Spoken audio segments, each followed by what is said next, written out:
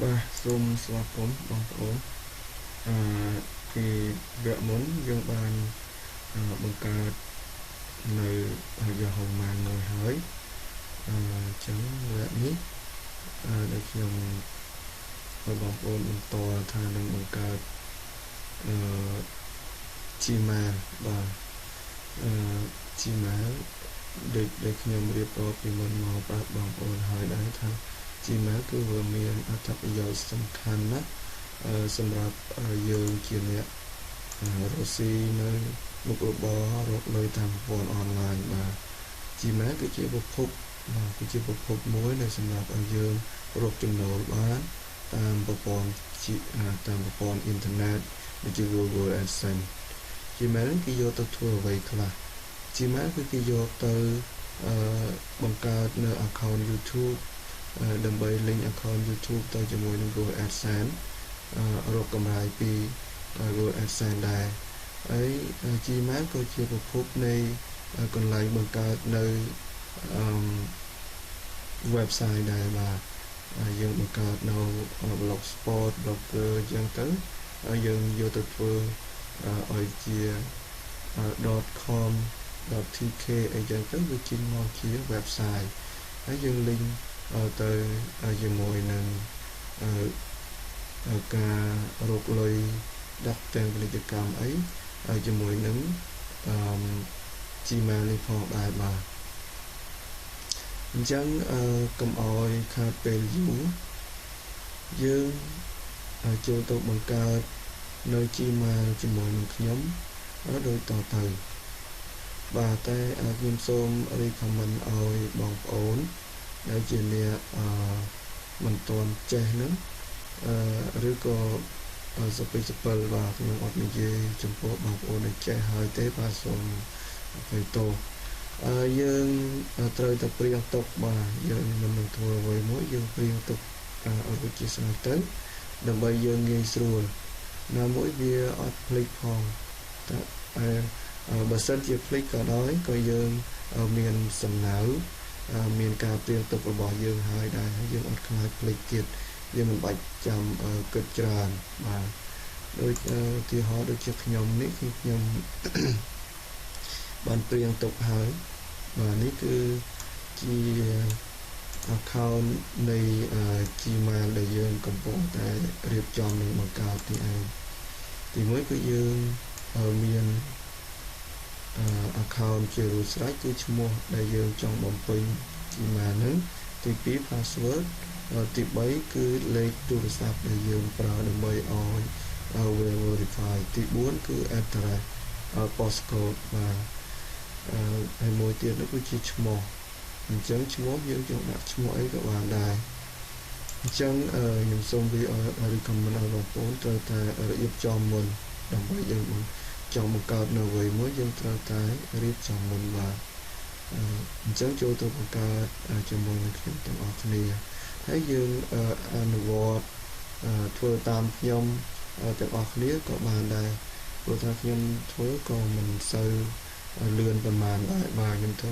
មួយដើម្បីឲ្យបងប្អូនយើងតាមឲ្យតាន់បើសិនជាតាមមិនតាន់បងប្អូនអាចចាក់ថាសារដើមដើម្បីនឹងមើលហើយបងប្អូននឹងធ្វើតាមបានដូចខ្ញុំអញ្ចឹងដែរបាទចំពោះបង្កើតនៅ Gmail វាអត់មានអីពិបាកទេបាទអត់មានអីពិបាកទេនឹងហើយអញ្ចឹងយើងចូលទៅបង្កើត Gmail ជាមួយនឹងខ្ញុំបាទនេះគឺជា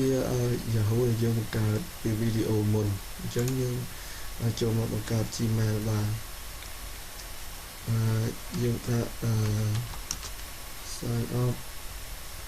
Gmail មកបាទនេះវាចេញខាងក្រោមឲ្យយើងហើយយើងចុចចូលមកហើយនេះនៅខាងលើបន្តខាងលើទាំងអស់ហ្នឹង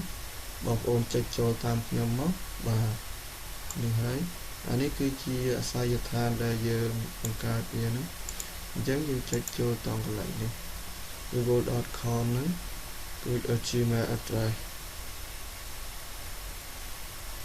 បាទពេលចូលមកដល់នេះហើយគេឲ្យយើងបំពេញឈ្មោះដំបូងនិងឈ្មោះចុងក្រោយបន្តមកទៀតគេឲ្យយើងដាក់នៅអាសយដ្ឋានឈ្មោះ Gmail ដែលយើងចង់បានបាទយើងស្រឡាញ់នៅឈ្មោះអីយើងដាក់នៅឈ្មោះហ្នឹងបន្តមកគេឲ្យយើងបង្កើតនៅ password មួយបង្កើតនៅ password មួយដែលជា password បាទ password ល្អសម្រាប់ប្រើនៅក្នុង Gmail យើងខ្ញុំសូមប្រាប់ឲ្យបងប្អូនថា password គឺបងប្អូនសូមកុំដាក់នៅថ្ងៃខែឬក៏លេខទូរស័ព្ទអីខ្ញុំសូមបងប្អូនកុំឲ្យដាក់អីបាទព្រោះថាលេខទូរស័ព្ទឬក៏ឈ្មោះថ្ងៃខែហ្នឹងគឺវាងាយស្រួលនឹង account Gmail គេនឹង block ចោលរបស់យើងព្រោះថាលេខឬក៏អ្នកដទៃគេចង់ hack account យើងគឺស្រួលបំផុតបាទអញ្ចឹងយើងដាក់មានជាលេខលក្ខជាអក្សរជាសញ្ញាជាលេខជាអីជាដើមហ្នឹងយើងដាក់ទៅបាទយើងព្រៀងទុកហើយយើងអត់ខ្លាចភ្លេចទេហើយនេះគឺជាកន្លែងខែដែលយើងជ្រើសរើសថ្ងៃខែឆ្នាំកំណើតរបស់យើងហ្នឹង birthday មានន័យថាយើងជ្រើសរើសនៅខែហើយកន្លែងនេះថ្ងៃនេះឆ្នាំបាទហើយ gender ហ្នឹងគឺយើងជ្រើសរើសនៅភេទប្រុសស្រីអីចឹងទៅហើយចំពោះលេខទូរស័ព្ទរបស់បងប្អូននៅប្រទេសកម្ពុជាបងប្អូនត្រូវតែចូលត្រង់កន្លែងនេះហើយបងប្អូនដូរបាទយើងជ្រើសរើសយកប្រទេសកម្ពុជាមកបាទអានឹងខ្ញុំសូមប្រាប់ត្រង់កន្លែងហ្នឹងតែសម្រាប់ខ្ញុំនៅប្រទេសអូស្ត្រាលីគឺខ្ញុំអត់ចាំបាច់ដូរទេហើយនេះគឺជាកន្លែងមួយដែលសំខាន់ផងដែរនេះ your current email address នេះ your current email address ហ្នឹងគឺមានន័យថាយើងដាក់ address ដែលយើង email ដែលយើងបង្កើតហើយឬក៏ email ថ្មី email ចាស់ក៏បានដែរតែបើយើងអត់ចង់ឲ្យពាក់ព័ន្ធសូមបងប្អូនបង្កើតនៅ Yahoo Mail ថ្មីមួយមកដើម្បីយកមកដាក់ត្រង់កន្លែងនេះបាទនេះក៏ជា Gmail សំខាន់ផងដែរពេលនេះតែទូរស័ព្ទហើយជាមួយនឹង recovery mail នឹងឯង column នឹងបាទអញ្ចឹងយើងចូលទៅបង្កើតជាមួយនឹងខ្ញុំទៅនេះយើងដាក់ឈ្មោះថា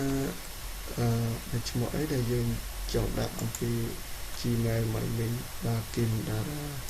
អញ្ចឹងយើងដាក់ Kim ទៅ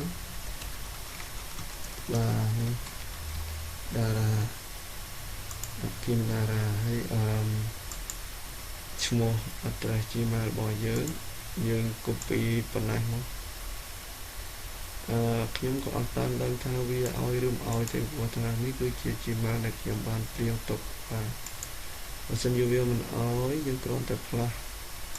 លេខទៅបាទនេះយើងបំពេញចូលដាក់ password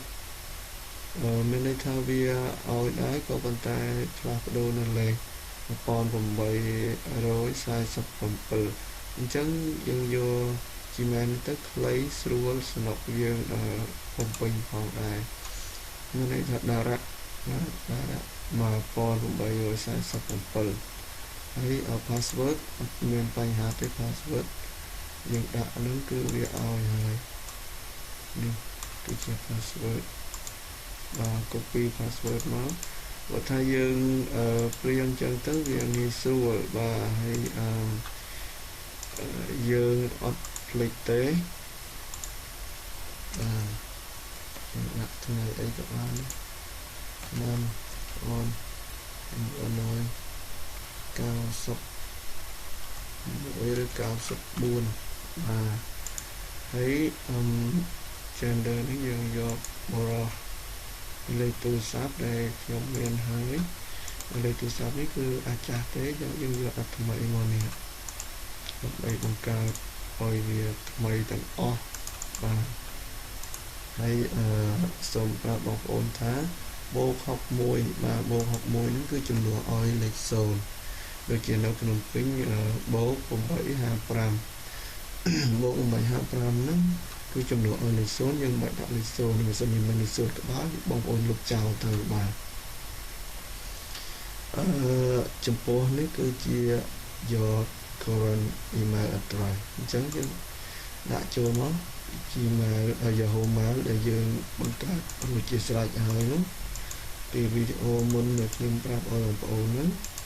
បាទហើយយើងដាក់ចូលទៅហើយនេះយើងនៅប្រទេសអូស្ត្រាលីបាទរួចរាល់ហើយអញ្ចឹងយើង next step ទៅបងប្អូនយើងទៅមុខបន្តទៀតបាទរួចពីយើងបំពេញបែបបទហើយគឺវាជាការណែនាំឲ្យយើងបានឃើញ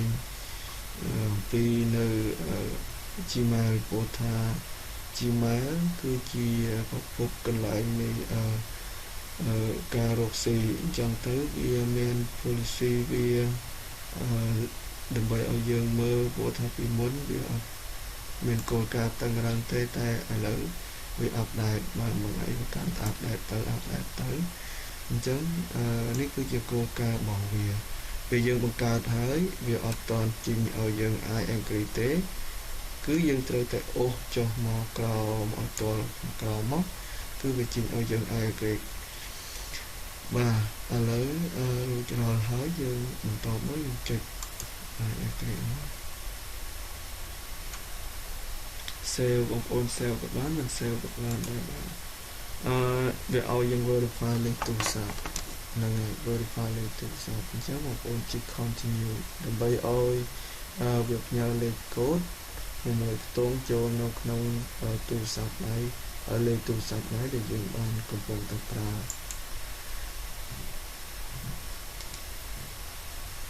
នេះគឺវាឲ្យយើងបំពេញនៅ verify code បាទនេះឥឡូវវាផ្ញើមកហើយបងប្អូនចូលមើលនៅក្នុងទូរស័ព្ទបងប្អូនដូចគ្នាបងប្អូនចុចមើលលេខ verify 49 93អញ្ចឹងយើងចុច continue បន្ត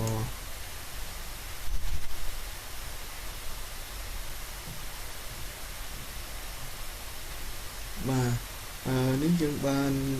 Gmail មួយដែល Gmail ល្អគឺថាថ្មីម្ដងសម្រាប់ Gmail មួយនេះគឺអត់មានជាប់ពាក់ព័ន្ធជាមួយនឹង recovery ចាស់ mail recovery mail ចាស់ទេ recovery mail ក៏ថ្មី Gmail យើងក៏ថ្មីលេខទូរស័ព្ទក៏ថ្មីខ្ញុំន័យថា Gmail ល្អសម្រាប់ Gmail របស់យើងអញ្ចឹងជិះ continue to Gmail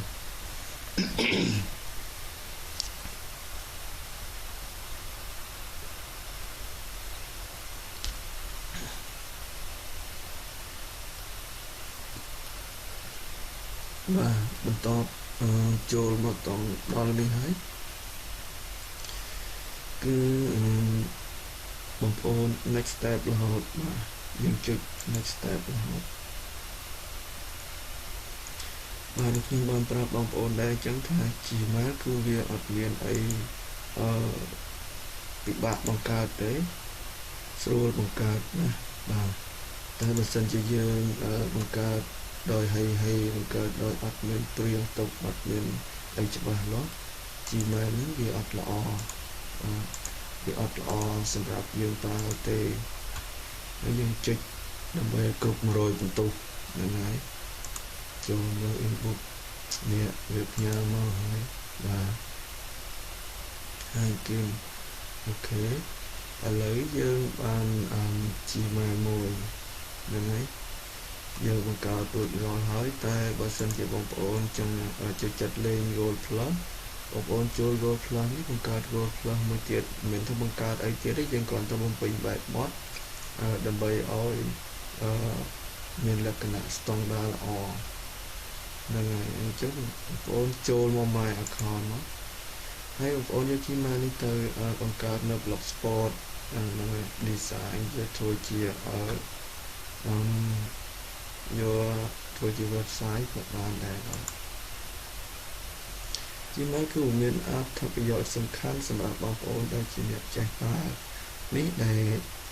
យើងបំពេញអំបញ្ញមិញគឺបានចេញមក សពគ្រប់ហើយគឺឈ្មោះគឺតារា email dara.mar1847 ហើយខាងក្រោមនេះគឺជា recovery mail បាទ recovery mail ដែលយើងបានដាក់ដើម្បីឲ្យស្គាល់ថា Gmail របស់យើងគឺមានrecovery mail មួយដែលភ្ជាប់មកជាមួយដើម្បីបញ្ជាក់ហើយនេះគឺជាលេខទូរស័ព្ទនេះក៏ជាសំខាន់ដែរបាទអូខេឥឡូវយើងបាននៅ Gmail មួយហើយរួចរាល់ហើយបាទវីដេអូបន្ទាប់ខ្ញុំនឹង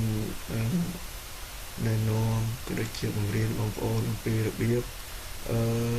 បង្កើតនៅ YouTube account ដើម្បីរកលុយជាមួយនឹង Google AdSense បាទយើងបង្កើតនៅ YouTube account ដើម្បីយើងរកលុយយើងធ្វើម៉េចឲ្យចេ